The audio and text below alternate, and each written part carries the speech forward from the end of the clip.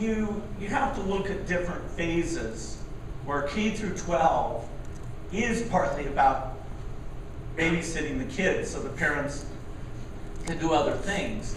So yes, having the kids go to a common place for K through 12, I don't predict some radical change in that. You know, homeschooling is about 3 or 4%, and it keeps getting better. In fact, they're on the cutting edge of using some of these tools and giving feedback for those. But actually, some of the best charter schools are these boarding schools where you completely immerse the kid in the learning ethic. You know, in KIPP, all the high-performance charting schools, which have come at it in different ways, they're all long school days. KIPP, which is kind of an exemplar, very long school day.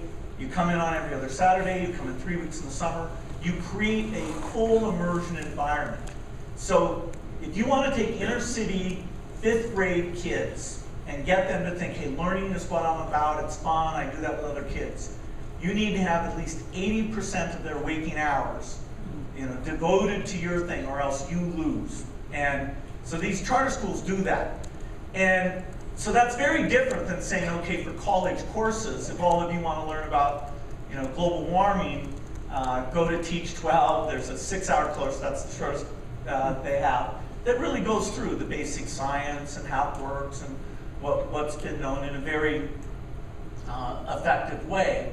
The self-motivated learner will be on the web, and there will be far less place-based things. In fact, even getting feedback, having group discussion, you know, you have video, you have bullet boards, you have all sorts of things that college, except for the parties, needs to be less place-based. After all, what are we trying to do? We're trying to take the education that today the tuition is, say, $50,000 a year, so over 4 years, the $200,000 education that is increasingly hard to get because there's less money for it, the capacity's not there.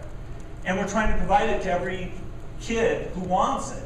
And only technology can bring that down, you know, not just to 20,000, but to 2,000. So yes, place-based activity in that college thing will be, you know, 5 times less important than it is today. When you take K through 9, I don't see a change. In fact, the way we do the hybrid of bringing technology into that learning environment, so half the class is, you know, doing Khan Academy and half the class is doing a discussion group. We're funding a lot of those hybrid learning models. We're funding a lot of people to try that. Now, the room for innovation, thank God for charters. There's no room for innovation in the standard system.